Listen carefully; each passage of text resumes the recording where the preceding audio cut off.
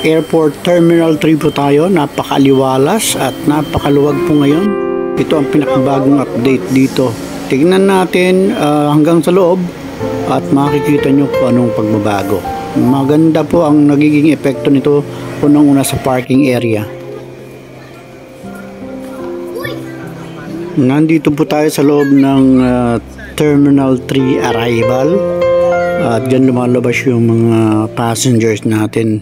Ito makita nyo ito, mayroong mga signage na ganyan, mga Grab, kung saan yung bagong pick-up area nila ay itinuturo kung nasaan ang location. Kung naharap kayo dun sa right side, ang pick-up area ay andoon sa pinakadulo ng building nito. Ito yung multi-level parking, nandun sila sa ground floor. Doon lang lahat ng may booking ng Grab o kahit na sa motor siguro, basta TNVS. Puntahan natin doon sa dulo at makikita nyo kung anong talagang actual na makikita natin doon.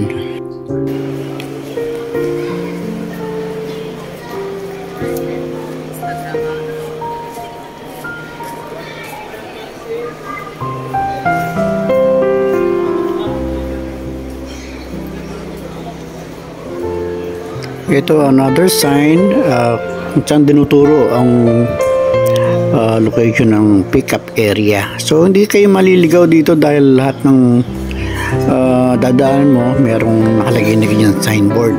So tuturo ka lang doon. Puntahan nyo lang po.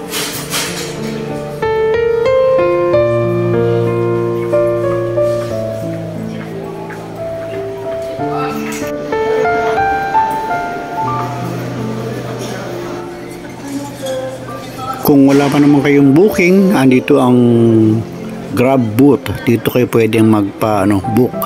Meron din yatang ibang rentals dyan ng TNVS.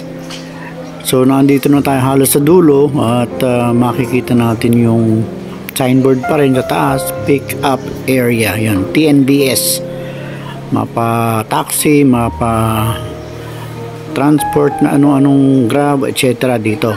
Maraming nag-a-assist sa kanila gaya ng mga Grab personnel na ganyan na approachable naman at matulungin sila. Ito na po, nandito na tayo. Makikita nyo iba-ibang numbers, may labels dyan. Kung nasan kayo nakatayo, sabihin nyo lang dun sa driver, nandiyan kayo sa A13, so dyan kayo dapat pick upin.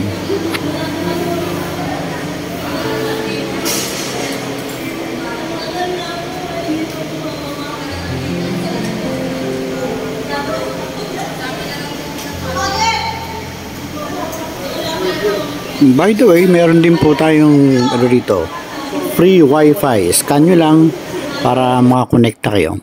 Favor naman dyan, isang like and follow naman. Thank you!